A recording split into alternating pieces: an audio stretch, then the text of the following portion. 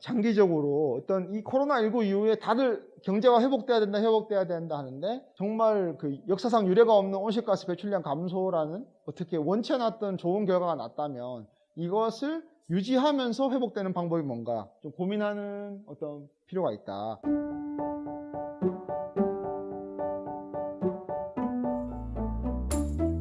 네, 안녕하십니까. 방금 소개받은 기후변환연구소의 박훈입니다. 시기가 시기만큼 코로나19가 기후변화, 생태계 변화에 어떤 영향을 미치고 또 그런 변화들이 코로나19와 같은 건강 문제에 어떤 영향을 미쳐왔는지 함께 고민하고 또 저도 배우는 마음으로 준비한 것들을 나누도록 하겠습니다. 네, 오늘 발표는 첫째는 우선 전체적으로 기후와 어떤 그 생태계 변화가 현재 어떻게 일어나고 있는지, 그리고 또 앞으로 어떻게 일어날지에 대해서 최근의 과학 연구 결과를 중심으로 말씀을 드리고, 그 다음으로는 그 코로나19 코비드 19과 어떤 그런 기후나 생태계 변화에 어떤 관계가 있는지에 대해서 직간접 영향을 말씀을 드리고, 마지막으로는 이런 에너지 전환이나 그린 뉴딜이라는 최근에 가장 관심이 있는 주제에 대해서 이 코로나19 이후로 어떤 변화의 방향이 어떻게 돼야 되는지 고민하는 차원에서 대안이나 또는 문제를 해결할 때 극복해야 될 어떤 난관에 대해서 말씀을 드리겠습니다. 어떤 인류가 생존하는데 중요한 어떤 환경 요인이 크게 9가지 정도라고 얘기를 합니다.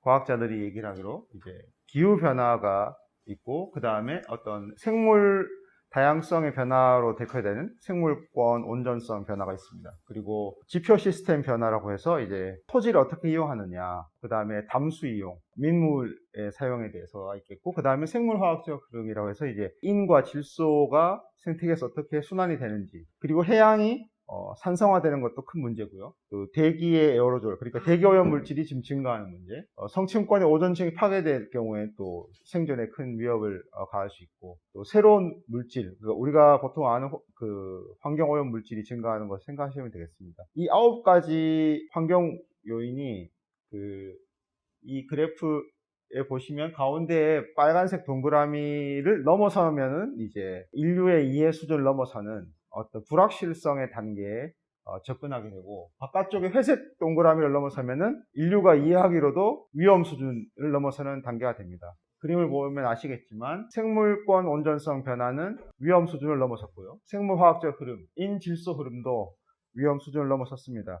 인질소 흐름은 쉽게 생각하시면요, 우리나라가 OECD 회원국 중에서 질소의 어떤 흡수량에 비해서 배출량이 많아서 순유출량이 OECD에서 1위이고 인배출량이 OECD에서 일본에 이어서 2위입니다. 그러니까 회색선을 이미 넘어선 인질소 흐름이 세계에서도 우리나라가 가장 앞서 있는 그 효과가 우리 여러분 아시는 그 어떤 하천에 녹조 현상이 심해져 가지고 녹조 라떼다, 어떤 특정한 토목공사가 악화시킨 것도 있겠지만 기본적으로 우리나라는 인과 질소의 유출량이 세계에서 가장 많은 편에 속합니다. 이 9가지 중에서 기후변화와 생물권 온전성 변화, 이 두 개가 어떤 인류의 생존을 여부를 좌우하는 가장 중요한 환경 요인입니다.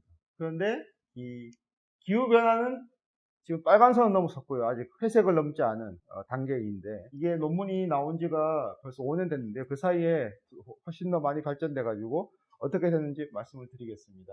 그리고 생물권 온전성 변화는 이미 넘어섰지만 어느 정도인지도 또 한번 말씀을 드리겠습니다.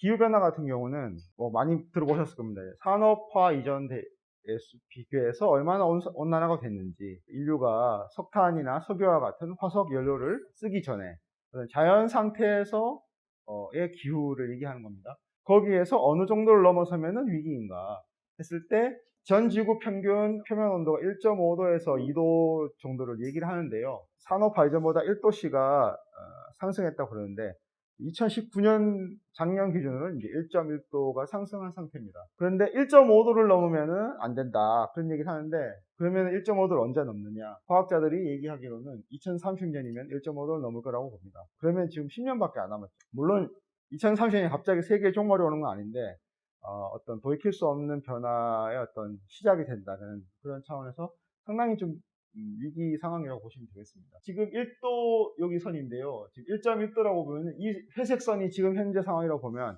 세계적으로는 이 빨간색 위기 상황으로 치닫는 변화들은 일단 산호초가 가장 영향을 많이 받죠. 우리나라에서는 많이 받았지 않지만 99%가 다 없어지는 것으로 예측을 하고 있습니다.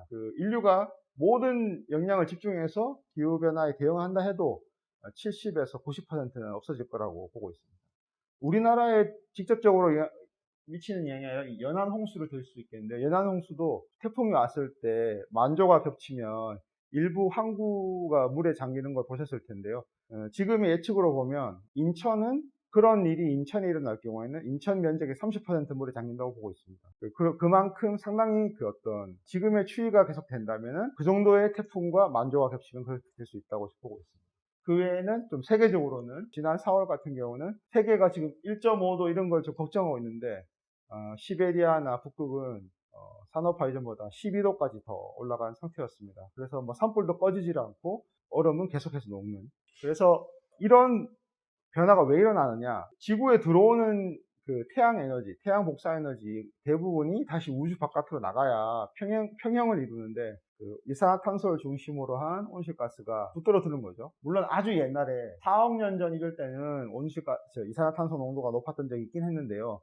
그때는 사람이 살지 않았죠. 그래서 사람이 한 35만 년 전 정도부터 지구상에 살았다고 얘기를 하는데, 이 보시면 35만 년 정도 전이면 이 정도입니다. 그때부터 지금까지 보시면 그때 이산화탄소의 대기 중의 농도는 200에서 300 ppm 정도를 오르락내리락 했었거든요. 지금은 얼마냐? 약 410에서 415 ppm 정도. 우리나라는 작년 말에 한 420 ppm이었습니다. 이제 과학자들이 예측하기로는 우리가 기후변화에 대응하지 않으면 이번 세기 말에는 1050 ppm 정도까지, 1050 ppm이 되면 1억 년 전 정도, 현재 지구상에 살고 있는 대부분의 생물이 그 어떤 때도 경험하지 못했던 이산화탄소 농도가 됩니다. 아까 1.5도, 2도를 말씀드렸는데요. 20년 전에만 해도 과학자들은 산업화 이전보다 5도씨가 넘으면은 북극의 얼음이 녹으면서 대서양의 여름순환이 바뀌고 이제 아마존이 가뭄이 생기고 산림이 파괴되고, 최종적으로는 그 연쇄 반응의 끝은 남극의 얼음을 녹이는 그런 변화들이 일어나는데, 그 변화의 시작이 예전에는 5도씨 정도 상승해야 된다고 했는데, 가장 최근의 연구 결과는 1도에서 2도씨 상승에서 일어날 것이라고 지금 가능성이 높은 것으로 과학자들이 예측을 합니다. 그래서 아까 말씀드렸던 것처럼 지금은 1.1도 상승한 상태인데요. 10년만 있으면 1.5도는 넘어갑니다. 그리고 2도는 2049년, 그러니까 이번 세기가 중반이 지나기 전에 넘을 것으로, 지금 그냥 그대로 있으면. 그런데 진짜 그냥 모든 나라가, 저 나라가 먼저 해야지, 중국이 먼저 해야지 우리도 하지, 미국이 안 하는데 왜 우리가 하느냐, 그렇게 서로 미루다가 보면은 금세기 말에는 5도씨까지 상승할 수 있다고 지금 예측을 하고 있습니다. 5도씨면은 20년 전에 이미 위험하다 했던 수준이고, 지금은 정말 위험한 수준이 되는 거죠. 지금 그러면 사람들이 아니 1도씨, 2도씨 잘 모르겠는데 작년보다 1도 높다고 그렇게 큰 위험이 오느냐 하는데, 왜 그런 느낌이 오는지 이제 상대적으로 보시면, 이제 지구에 계속해서 온실가스 때문에 에너지가 쌓이고 있는데, 그 에너지가 다 대기로 왔으면 지금 진짜 사람이 못 살 거예요. 그런데 지금은 에너지의 89%, 90%는 바다에 지금, 그래서 계속해서 바다가 따뜻해지고 있습니다. 그 다음이 지표가 또 따뜻해지고 있습니다. 그리고 남극, 북극의 얼음뿐만 아니라 히말라야 산맥이나 알프스의 얼음도 지금 다 녹고 있죠. 그래서 빈권에 열이 다 되고, 대기에 지금 쌓이는 열은 지구에 축적되는 열이 1%밖에 안 됩니다. 약간 경각심을 불러일으키기 위해서 과학자들이 계산을 했는데요. 그럼 어느 정도의 열이 쌓이고 있느냐? 인공위성을 통해서 정확하게 계산을 할 수 있는 열만 가지고 보면 71년도부터 70년 이후부터를 계산을 했는데요. 전 세계가 한 700년 동안 쓸 에너지가 지금 지구에 쌓이고 있죠. 이 온실가스로 인한 열의 축적도 사실 사람이 없었으면 안 일어날 일이고, 또 원자폭탄 터지는 것도 사람이 없으면은 나오지 않을 열이기 때문에 같은 어떤 인위적인 열이라고 보면, 나눠보니까 원자폭탄이 하루에 한 32만 개 이상이 폭발하는 열이 전 세계에 쌓이고 있고, 1초에도 한 3.8개 정도가 터져야 이런 열이 쌓이는 엄청난 열이 지금 쌓이고 있습니다. 그리고 이제 생태계의 변화를 보면요, 전 세계적으로 매년 최대 0.045%가 이 색깔이 진한 지역이죠. 그래서 기존의 산림이 지금 인공적인 그 어떤 도시나 경작지로 바뀌고 있습니다. 그러다 보니까 당연히 거기에 살던 야생 동물들, 야생 생물이 갈 곳이 없어지니 점점 더 멸종 위기가 가속화되고 있습니다. 그래서 전 세계에는 810만 종 정도 동식물이 있는데 8분의 1이 멸종 위기에 처해 있다 이렇게 보고 있고요. 이제 생물 종이 자꾸 줄어든다는 것은 우리에게 어떤 영향을 미치느냐. 이제 생물과 동물이 만들어내던 생태계가 우리에게 해주는 일들이 많이 있습니다. 그래서 그걸 과학자들은 이제 자연의 인간에 대한 기여라고 부릅니다. Nature's contribution to people이라고 그러는데, 그래서 이제 그것이 크게 세 가지가 있습니다. 물질적인 기여, 자연이 우리에게 상당히 많은 물질적인 기여, 그 혜택을 주고 있으니까요. 그리고 비물질적인 기여는 여러분 뭐 이렇게 아름다운 자연을 보면 만족감을 얻는다거나 영감을 얻기도 하고 그런 비물질적인 기여. 조절 NCP라는 것은 이제 어떤 생태계의 그 대기나 또 물질, 뭐 여러분 뭐 산을 통하고 나면은 여기 안반수가 뭐 물이 깨끗해지고 그런 모든 것들이 이제 생태계, 자연 환경이 우리에게 주는 혜택이라고 볼 수 있습니다. 그래서 과학자들이 그걸 크게 18가지로 나눠가지고 이제 분류를 했는데요. 지난 50년간 대부분이 감소했습니다. 여기 보면은 증가하는 게 몇 개 있는데 다 물질적인 그 기여인데요. 이 에너지 생산, 식량과 사료 생산. 그러니까 이건 자연이 우리에게 준 게 많다기보다는 사람이 자연을 그만큼 더 착취한 거죠. 그래서 다 감소는 특히 그냥 수직 낙하한 것들이 다 이 조절 NCP. 자연이 스스로 예전에는 조절을 할 수 있었고 회복을 할 수 있었는데 그 능력이 점점 떨어지면서 사람도 그 영향을 받기 시작했습니다. 그러면 이 변화가 앞으로 어떻게 될 것인가? 가장 지금까지 최근에 50년간 가장 그런 악화에 영향을 미친 것은 이제 지구를 어떻게 활용하느냐의 문제가 큰 영향을 미쳤고, 그리고 디렉트 익스플로이테이션, 직접 사람이 그것을 뭐 파헤쳐가지고 쓴다거나 하는 것들이었습니다. 앞으로의 변화, 2050년까지 변화를 보시면 요거는 기후변화가 없는 경우, 기후변화가 없는 경우는 이 정도인데 기후변화를 고려하면은 아주 많이 악화하는 걸 볼 수 있습니다. 그에 따라서 이제 이 생물 다양성이 이만큼 악화하니까 자연의 인간에 대한 기여도 이 물질을 제외하고 착취의 양은 증가하지만 대부분은 감소하는 것을 알 수가 있습니다. 이런 어떤 배경을 참고하고 코로나19와의 관련에 대해서 한번 생각을 해보겠습니다.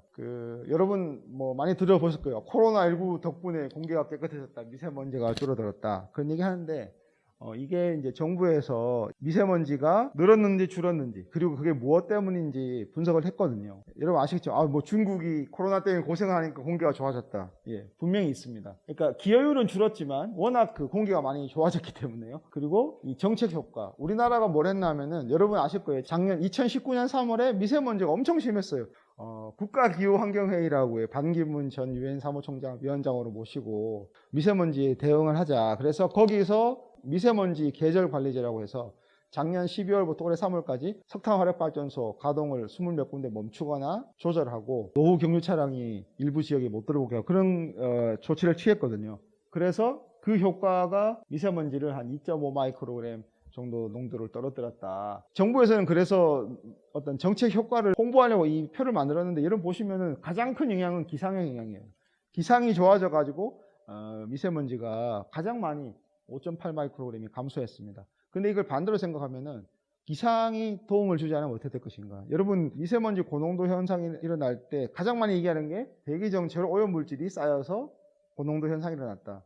최근의 흐름은 우리나라가 지구온난화 때문에 뭐 시베리아, 이 북한, 중국의 뭐 하얼빈 이런 지역이 온도가 자꾸 따뜻해지니까 온도차가 줄어들면서 지금 계절풍이 많이 약화하고 있습니다. 그래가지고 오염물질이 한국에 쌓이는 거죠. 날아가지를 않고. 미세먼지 관련해서 한 가지 더 대기오염과 관련해서 말씀드리면, 이게 1월부터 8월까지 대기오염 물질의 농도 변화를 이제 서울 지역에 대해서 찾아봤는데요. 보시면 1월, 2월은 우리나라는 코로나보다는 미세먼지 계절 관리제의 영향을 많이 받았습니다. 근데 이 PM10 미세먼지 같은 경우는 1월, 2월에도 많이 줄었어요. 그리고 이산화황, 황산화물은 대부분이 석탄을 뗄 때 나오는데요. 그래서 석탄 화력 발전소를 많이 덜 가동하면서 이 이산화황은 1월, 2월에도 이미 감소를 했습니다. 근데 이산화질소나 초미세먼지는 지난 5년, 그 직전 5년과 비교했을 때 큰 차이가 없었죠. 그러다가 3월, 4월에 보면 이제 코로나19의 덕분이라고 할까요? 대기가 좀 좋아진 면이 있습니다. 그런데 최종적으로 우리가 대기 오염 수준을 한 수치로 평가하면은 초미세먼지 농도로 보거든요. 그 세계 보건기구 기준은 연평균 10 마이크로그램이 안 돼야 된다는 겁니다. 작년에는 24 마이크로그램이었고 좋아지긴 했는데 아직 세계 기준에는 많이 못 미칩니다. 그래서 코로나로 인해서 우리가 걱정하는 기후변화에도 영향이 있었습니다. 유엔 환경계약, UNEP에서는 우리가 지금 전력을 다해서 기후변화에 대응을 한다고 하면 온실가스를 배출량을 2020년부터 2030년까지 10년 연속 계속 7.6%를 감축을 하면은 1.5도씨를 넘지 않도록 전 세계가 옮길 수 있다. 이걸 작년 말에 발표했는데요. 전 세계에서 뭐 숫자 노름이다.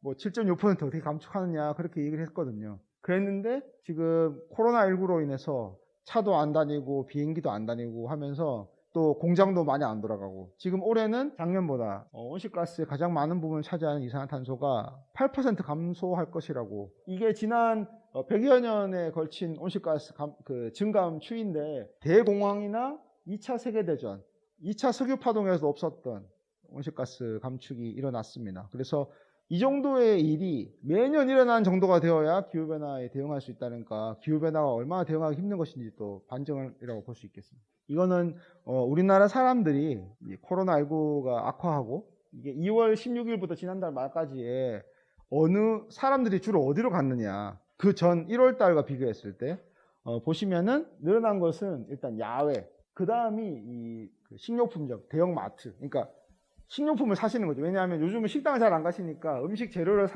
직접 사러 가시는 경우가 많습니다. 그리고 뭐 재택근무를 하신다거나 또는 학생들 같으면 수업을 학교 못 가니까 집에서 수업 들으면서 집에서 가장 많이 보내고 특히 가장 최근에 보시면 좀 좋아지다가 뚝 떨어졌어요. 그 8월 15일에 그 전국적으로 그렇게 되면서 집에 계시는 시간이 늘어났습니다. 그래서 이런 변화, 그러면 이게 기후변화나 환경에 어떤 영향을 미치는가 그거에 대해서 한번 알아보겠습니다. 그렇게 다 집에 있다 보니까 특히 전력 소비량이 늘었습니다. 인터넷으로 동영상도 보시고 또 게임도 하고 그런 것들이 다 전기를 쓰는 거죠. 그래서 가정 부문의 전력 소비량이 많이 늘었습니다. 이제 요 도시가스나 석유 열 소비량이 는 것은 보통은 기후온난화 때문에 점점 줄거든요. 역사적으로 첫 번째나 두 번째로 더운 해인데 우리나라만 기상 조건이 좀 예외적으로 3월, 4월 예전보다 좀 추웠습니다. 여러분 아시겠지만 그래서 좀 난방을 많이 해서 그렇고요. 실제적으로는 전기를 많이 썼습니다. 그래서 우리나라는 이런 변화에 다른 나라에 비해서 상당히 반응이 확실한 편이에요. 왜냐하면 IT 강국이라 말씀하는데 이게 이제 이게 2018년 건데 작년 걸 제가 아직 그림을 안 바꿨는데 안 그래도 1등이었지만 80.4%인데 지금은 83% 1년 사이에 또 2% 늘었습니다. 그래서 여러분 뭐 온라인 학습을 한다 또 그러는데 생각보다 인터넷이 그걸 할 수 있는 나라가 많지 않습니다. 우리나라는 온라인으로 회의를 하거나 학습하는데 어려움이 없는, 그래서 웬만한 것은 집에서 다 해결할 수 있는 상태가 되었고 또 그런 것들이 결국은 전기가 없이는 해결이 되지 않는, 그래서 전기가 점점 더 중요해진다는 것은 확실하다고 보시면 되겠습니다. 그러면 온실가스가 얼마나 배출되는지 또 이런 변화에 어떻게 대응해야 되는지 볼 때 여기서 말씀드리고 싶은 거는 국제항공과 국제해운의 변화입니다. 비행기나 또 국제적으로 다니는 화물선이 얼마나 많은 석유를 썼는지 같은 거는 통계를 따로잡지 국가적으로는 책임을 잘 안 지려고 해요. 그러다 보니까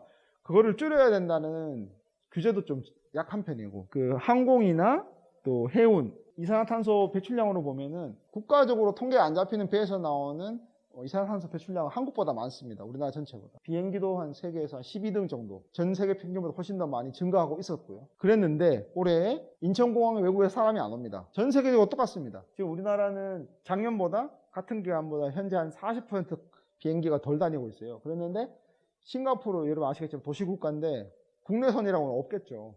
국제선만 있는 나라는 90몇 % 감소했을 거예요. 그러니까 화물 수송기는 그렇게 많이 줄지는 않았지만 전체적으로 많이 감소해서 인천 쪽이 공기가 되게 좋아지는 것도 있습니다. 그런데 한편으로는 배는 그렇게 많이 줄지 않았어요. 특히 화물선 같은 경우는 온실가스 배출량 보시면 평행선으로 쭉 가는 게 화물선인데 전 세계 화물선에서 나오는 온실가스는 줄긴 줄었지만 다른 것보다 줄지 않았습니다. 그래서 국제 관광이나 무역에 앞으로 어떻게 할 것인지. 미국에서는 국내에서 학회를 하더라도 최소의 거리만 이동하는 그 도시는 시카고다. 그래서 미국에서는 앞으로 학회는 시카고에서만 하자. 그런 얘기를 하거든요. 또 실제로는 직접 안 만나도 생각보다 많이 대화가 되더라. 유튜브로 강의를 했더니 예전에는 그 어떤 사람의 강의를 볼 수 없었던 분들이 전 세계에서 그분의 그 강의를 들을 수도 있고, 그래서 생각보다 좋은 점도 있었다는 얘기를 합니다. 과연 그러면 코로나가 우리의 생존을 위협하는 가장 큰 문제인가? 어제까지로 봤을 때는 코로나19로 인한 우리나라 사망자가 350분이었습니다. 상당히 큰, 특히나 각 가정별로 큰 비극적인 일인데, 코로나 이전에도 환경오염으로 인해서 우리나라에서 2만 한 3,500분 정도 추산입니다. 뭐 이게 통계라기보다는 이러이런 오염을 봤을 때 이 정도 돌아가실 거라고. 그래서 대기오염은 17,000분. 그러니까 평소에도 우리나라가 환경의 오염으로 인해서 많은 분들이 희생이 되고 있습니다. 코로나가 350분이 이렇게 크다면 대기오염이나 수질오염은 더 심각한 문제고, 정말 심각한 어떤 해결책을 진지하게 고민해야 된다는. 코로나19가 이제 왜 중요한가?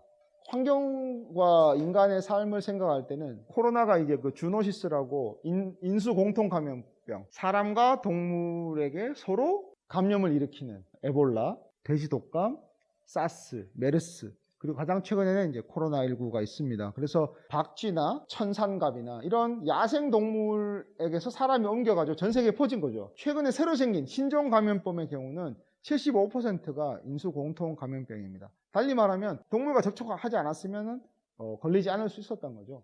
그랬는데 이제 식량 생산을 위해서 산림을 파괴할수록 설치류, 뭐 들쥐 같은 애들은 덩치도 작고 생각보다 번식력이 좋아가지고 죽지를 않습니다. 그래서 사람이 사는 곳에 여기저기에 흩어져서 살면서 사람과의 접촉이 늘어나는 거죠. 기후변화에 인해서는 야생동물이 예전에는 어디에 살았었는데 점점 더워지고 살 곳이 없다 보니까 그나마 사람이 사는 곳이 동물한테도 살만한 곳이 됐거든요. 예전에는 사람이 겁나서 못 갔는데 지금은 살기 위해서 사람이 사는 곳으로 이동하죠. 그래서 서식지가 겹치게 되면서 인수공통 감염병이 더 퍼지게 되는 악순환이 일어나고 있습니다. 그래서 이제 오늘의 주제인 그린 뉴딜, 또 에너지 전환 관련해서 그러면 우리가 앞으로 어떻게 해야 되는가? 첫째로는 그 에너지 전환이라는 문제. 우리가 지금까지 계속 말씀드렸지만 어떤 기후 변화나 생태계 변화에 가장 큰 영향을 미치는 게 우리가 화석연료를 너무나 많이 쓰고 있다는 건데요. 전 세계에서 좀 대부분 큰 나라들이지만 연간 배출량이 1억 톤이 넘었을 때부터 그 뒤로 어떻게 변했는지, 계속해서 증가했는지 아니면 좀 억제를 했는지 흐름을 보면은요, 요 가운데 있는 빨간색 점, 이게 우리나라의 현재 2018년 현재인데요. 이 위쪽의 나라들, 중국이나 미국은 그 뒤로도 계속해서 온실가스, 이산화탄소 배출량을 늘린 나라고요. 다른 요 밑에 이 영국, 프랑스, 이탈리아는 최근에는 감소한 나라들입니다. 그래서 에너지를 어떻게 쓰느냐, 단순히 어떤 전기를 쓰느냐가 아니라 전기를 뭘로 만드느냐, 이런 문제들을 고민했을 때 우리가 어디로 가야 하느냐. 여러분 뭐 이렇게 기후 변화에 대응하면은 GDP가 감소한다 그런 얘기 많이 하거든요. 근데 그 유럽연합에서는 이제 무역에서 그 유럽 수준의 탄소세나 탄소 가격을 매기지 않으면 그 나라에는 관세를 매기겠다 그런 얘기를 합니다. 그래서 지금 세계적인 흐름은 기후변화에 대응하는 것이 흐름이고 1.5도나 2도 온난화를 막기 위해서 탄소에 이 정도 가격을 매기면 탄소를 많이 쓰는 활동이 줄어서 기후변화에 대응할 수 있다. 그게 2030년도에 매긴다면은 1.5도면 한 톤당, CO2 톤당 한 1,470불 정도면 된다. 근데 지금 작년 말에 우리나라 그 이산화탄소 가격이 같은 달러로 계산해가지고 한 30불 정도거든요. 이게 우리나라가 그렇게 낮은 가격도 아니거든요. 전 세계가 지금 노력도 하지 않고 있지만, 우리나라도 거의 뭐 소극적인 대응을 하고 있다 보시면 되겠습니다. 이게 점점 뒤로 미룰수록 2050년에는 우리나라 지금 현재 가격에 100배 넘는 가격을 해야 경제적인 어떤 수단으로 이산화탄소를 줄일 수 있다고 보고 있습니다. 이제 그렇게 가격을 매기면 어떻게 되느냐? 이 IMF에서 추산을 했을 때 이거는 2도에 맞춰서 하면은 75불, 2도 정도는 달성할 수 있다고 보는데, 그러면 우리나라는 석탄을 지금 거의 세금을 안 매기고 발전이나 제철에 쓰고 있거든요. 그러다 보니까 그 가격을 매기면 석탄은 가격이 220% 상승합니다. 석탄 화력 발전소가 너무 비싸서 발전을 못 하거나 제철소가 원가가 너무 올라가는 거예요. 그래서 지금부터 대비를 해야 한다. 또 에너지 전환 관련해서 전 세계에서 배출하는 이산화탄소 중에는 전력 열생산에서 가장 많이 배출하고 있습니다. 그래서 여기를 어떤 방법으로 에너지를 공급하느냐가 여전히 가장 중요한 문제입니다. 근데 이제 이게 발전을 할 때 전력을 뭘로 생산하냐, 우리가 흔히 아는 태양광이나 풍력 같은 재생에너지는 이제 원료가 자연에 있으니까 온실가스를 배출하지 않는데요. 35개국 정도 회원국의 2019년 기준으로 보시면 우리나라가 1등이에요. 끝에서 4.49%, 5%가 안 됩니다. 뭐 그러겠죠. 우리나라는 자연환경이 안 좋아서 태양광이나 풍력이 어렵다. 근데 꼴찌는 너무 심한 거 아닐까 싶은데요. 이 그림을 제가 외국 사람한테 보여줬더니 원자력을 왜 여기다 안 넣느냐. 원자력도 온실가스 배출하지 않는데 좀 민감한 문제인데, 프랑스 같은 경우는 원자력이 전력의 한 70%를 차지하고 그래서 온실가스를 많이 배출하지 않는데, 나라마다 다릅니다. 우리나라 같은 경우는 대체적으로 설문조사를 하면은 좀 원치를 않아요, 국민이.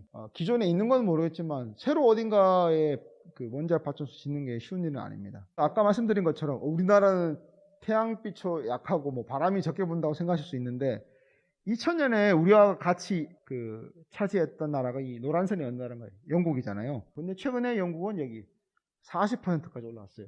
그래서 약간 하기 나름이다, 노력하기 나름이다. 여러분 아시겠지만 영국은 저기 위에 있거든요. 그래서 햇빛이 우리보다 훨씬 적습니다. 물론 영국은 해상풍력의 덕을 많이 보긴 했지만 우리나라도 어떤 의지만 있으면 지금 꼴찌는 면할 수 있다 보시면 되겠습니다. 네. 그리고 이제 둘째로는 뭐 그린 뉴딜에서 신도시를 개발한다거나 공단을 새로 만든다거나 계속해서 지금도 경제를 발전시켜야 된다, 아니면은 뭐 땅값을 올려야 된다, 아파트를 지어야 된다 해서 계속해서 산을 파헤치고 있어요. 그래서 산림이 우리나라 전체에서 40년 동안 매년 65제곱킬로미터가 감소했습니다. 이게 우리나라가 약 10만 제곱킬로미터인데요. 0.065%가 매년 없어지고 있어요. 아까 처음에 전 세계에서 가장 많이 감소하는 나라가 0.045%거든요. 우리나라는 전 세계에서 가장 많이 배출하는 수준보다 1.5배가 계속해서 산림이 없어지고 있습니다. 이번에 박쥐나 천상갑은 동남아시아에서 왔다고 하지만 우리나라도 지금 전방에서 군인들이나 걸리던 유행성 출혈열, 심지어는 말라리아가 지금 파주나 일산까지 내려오고 있어요. 그래서 이거를 좀 세계적으로는 세계보건기구 같은 데서는 이 원헬스라 그래가지고 이 사람 동물 환경은 실제로는 운명 공동체다. 동물도 잘 살고 환경도 보호를 해야 사람도 살 수 있다. 질병관리본부에서 2018년에 이미 원헬스 정책을 기반으로 공동 대응 체계를 강화를 했습니다. 그런데 문제는 여기에 관계부처 목록을 제가 찾아봤는데요. 원인을 제공하는 기획재정부와 산업통상자원부가 관계부처에서 빠져 있어요. 부처들이 협력을 해야 되는 거거든요. 이거는 좀 정부에서 아직 잘못 생각하는 것 같아요. 이 운명 공동체라면은 산업통상자원부, 기획재정부도 아니면 정보통신부까지 다들 이걸 같이 해결하기 위해서 해야 원헬스 정책이 좀 훨씬 더 개선이 될 것이라고 봅니다. 이게 과학자들이 IPCC와 IPBES가 세계에서 가장 큰 과학자 기구입니다. 지금 현재 세계 보고서를 만들 때 쓰는 시나리오가 이렇게 SSP라고 공동사회 경제 경로라는 건데, 여기서 오른쪽으로 갈수록 기후변화 적응이 어려워지는, 또 위로 갈수록 기후변화 완화가 어려워져요. 이 경로로 가면은 온실가스 줄이기는 점점 더 힘들어진다. 그러니까 당연히 대각선 위로 가면은 기후변화는 완화도 안 되고 적응도 어려워지죠. 그러니까 SSP1이 가장 지속 가능한 경로인데요. 코로나19 때문에 전 세계는 어디로 가고 있는지 여러분 아시죠? 서로 왕래가 없어요. 그리고 일단 우리 국민이라도 살리자는 그런 흐름이거든요. 그래서 각자 도생이라는 게 이 지역 간 경쟁이 심한 가장 험난한 SSP3이라는 지금 흐름으로 가고 있습니다. 과학자들이 얘기하는 SSPM이라는 것은 어떻게 될 것이냐. 아까 1.5도나 2도를 넘으면 안 된다 그랬는데 지금 이렇게 각자 도생으로 가면 그러면 2100년에 4도씨 정도는 상승할 것이다.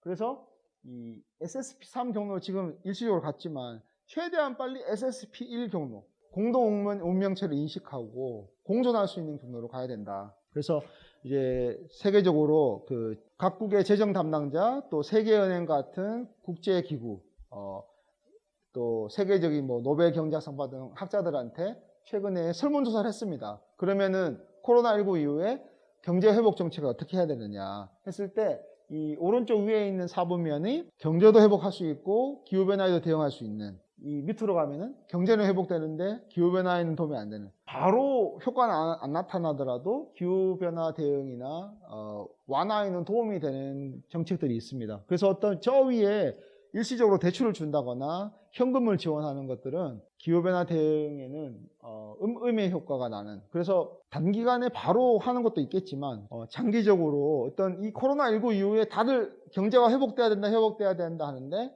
정말 그 역사상 유례가 없는 온실가스 배출량 감소라는 어떻게 원체놨던 좋은 결과가 났다면 이것을 유지하면서 회복되는 방법이 뭔가 좀 고민하는 어떤 필요가 있다. 그러면 앞으로 어떻게 해야 지속 가능하고 코로나19 이후로 우리 이렇게 살기 어려워진 게 회복이 되느냐. 지난 그 50여 년 우리나라 CO2 배출량을 보면 이게 GDP 증가할 때 CO2가 늘었어요. 다 화석연료에 의존해가지고 경제가 지금까지 끌어져 왔거든요. 그래서 지금까지 했던 대로 또 경제를 회복시키자고 하면은 결국은 화석연료를 더 많이 써야 합니다. 어떤 국민과 어떤 정부가 이 문제에 대해서, 이건 어떤 정권이 바뀌어야 해결되는 게 아니라 국민도 이거는 좀 심각한 문제고 이렇게 해서 안 되는구나, 지금까지와는 다르게 해야 되는구나, 어떤 그런 합의가 있어야 됩니다. 이번에는 과학자들에게 설문조사를 했는데 전 세계가 지속 가능한 경로 SSP1으로 가느냐에 대한 방법이 뭐냐에 대해서 과학자들에게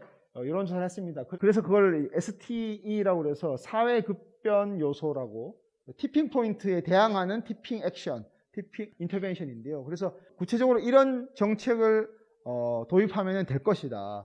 우리가 지금까지 몇십 년 동안 못했지만 지속 가능한 방향으로 회복할 수 있을 것이라고 제안을 하는데, 화석연료의 가격을 매기자. 아까 말씀드렸지만 생각보다 지금 화석연료에는 공짜로 많이 배출되는 게 많기 때문에 화석연료의 가격을 매겨야 한다. 또 화석연료의 비윤리성을 인식하는, 이거는 화석연료를 쓰는 것은 비윤리적이라는, 이런 여러 가지 있는데 특히 이 ST4와 5 이런 것들은 효과가 나는데 10에서 20년, 길면 30년에서 40년이 걸립니다. 그 대신 전례가 없어요. 왜냐하면 여러분 아시겠지만 전 세계 몇 개의 독재국가 빼고는 정권이 4년이나 5년, 길면 8년에 한 번씩 바뀌거든요. 그러다 보니까 그 임기 안에 뭔가를 하려고 하다 보니까 이런 30년, 40년 걸리는 정책은 잘 못합니다. 이런 변화들은 정권이나 기업에서, 정부나 기업에서 하는 게 아니라 또래 집단, 환경단체, 청소년, 여론주도층, 교사, 기후교육과 청소년, 다 우리가 평소에 만나고 얘기하는 분들이 변화를 일으켜야만 일어날 수 있는 일이다. 그래서 이것은 정권이 바뀌거나 미국도 트럼프가 바뀐다고 되는 문제가 아니라 또 시민도 바뀌어야 한다. 그래서 어떤 에너지 전환이나 그린닐드 같은 문제들은 좀 복잡한 것도 있고, 또 코로나 관련해서 좀 해결하는데 우리가 결단해야 되는 어떤 갈림길, 이런 거에 대해서 제가 말씀을 나눠봤습니다. 감사합니다.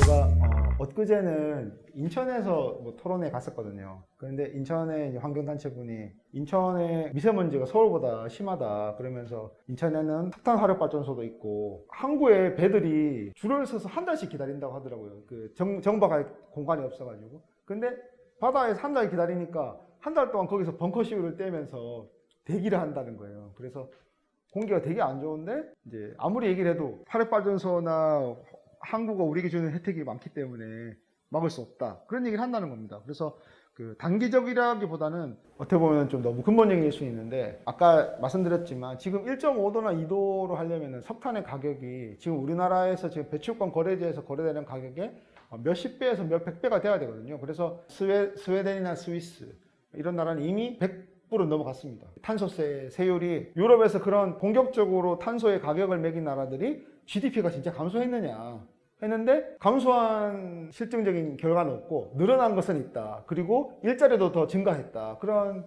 결과가 있거든요. 그래서 단기라는 게 몇 개월은 아니겠지만 결국은 일어날 일이고, 결국은 대비해야 한다면, 노르웨이 같은 경우도 그렇고 탄소의 가격을 매기면은 걷어들인 세금을 다른 데 쓰거든요. 정부나 국회에서 그걸 다른 데 이제 그 기후변화 대응이나 필요한 데 쓰는 거기 때문에, 국민의 소득이 줄어든다고 좀 생각하지 않는다면, 현재 우리보다 2배, 3배의 탄소 가격을 매기고 있는 나라들도 그것이 실제로는 그런 타격을 미치지 않고 일자리도 더 증가한다 그러면 좀 우리나라도 좀 달리 생각해야 되지 않나, 좀 그 생각합니다.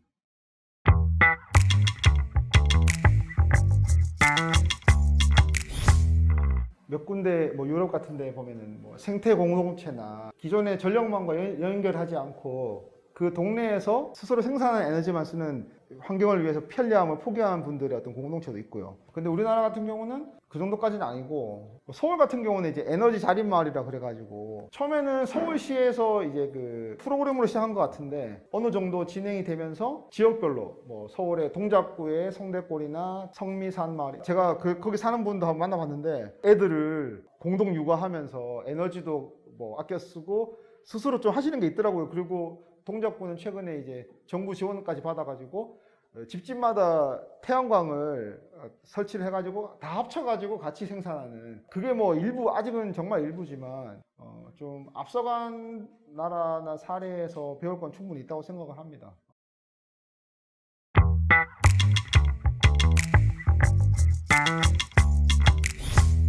예, 처음에 일단 무상으로, 그때 유럽도 처음에 무상으로 풀어줬거든요. 그때 유럽이 처음에 약간 목표를 못 맞출 뻔했어요.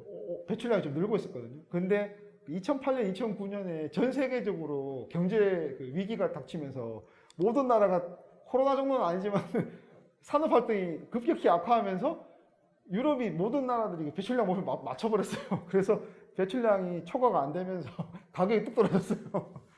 실제로는 별로 대응도 안 했는데 그렇게 쪼개더라고요.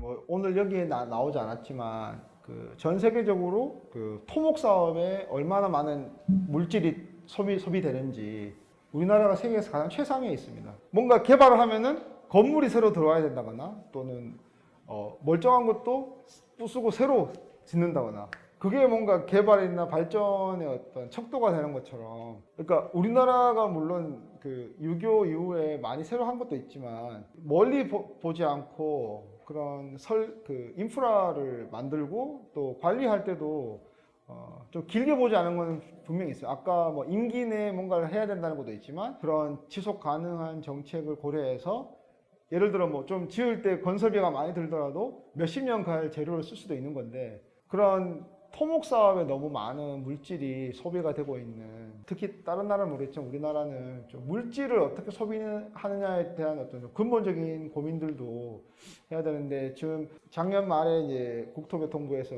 녹색 건축물 기본계획 2차가 나왔는데, 그러니까 조금 개선은 됐거든요. 그랬는데 그런 그 기준들이 앞선 국가들보다는 상당히 소극적입니다. 그래서 예를 들어 넷 제로 빌딩이다 그러면은 이름으로 보면 뭔가 온실가스가 순 배출량이 0일 것 같잖아요.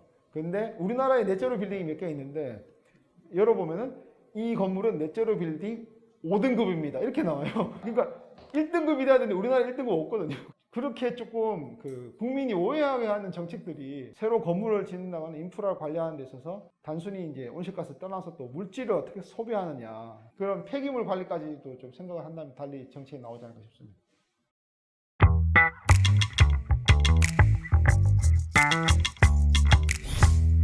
프랑스에서 최근에 실험을 했는데 연령대별로 에너지를 한번 절약해 보세요라고 해서 실험을 한 거예요. 다들 뭐 이렇게 하면은 좋아지고 해가지고 다 줄였어요. 그런데 못 줄인 분들이, 프랑스가 정말 풍족한 시절에 어린 시절, 젊은 시절 보내고 평생 절약을 해본 적이 없는 분들은 하라고 해도 못 한다고 하더라고요. 그런데 어린이들이나 장년층까지는 해보라고 하면 한다. 그래서 교육이라는 게, 왜 뭐 여러분 뭐 우스갯소리로 애 때문에 뭐 한다는 거 있지 않습니까? 뭐 초등학교 가서 뭘 배워왔더니 뭐 줄이라고 한다더라. 그래서 분명히 그런 거는 변화가 있는 거고요. 사실 아까 5도까지 뭐 증가할 것이다, 상승할 것이다 그랬는데 다들 그렇게는 안 될 거라고 봅니다. 왜냐하면 나름대로 변화를 있긴 하거든요. 근데 그 속도가 너무 느리니까 지금 티핑 포인트를 막을 수 없는, 너무 천천히 일어나고 있고, 그래서 좀 더 빨리 하자는 건데, 사실 1.5도는 진짜 몇 년 안 남았거든요. 그러면은 그때 세계 종말이 오는 건 절대 아니고요. 그렇다면은 그 다음 목표인 2도라도 해보자는 거 했을 때는 진짜 포기하지 않고 정권을 바꾸려고 하는 게 아니라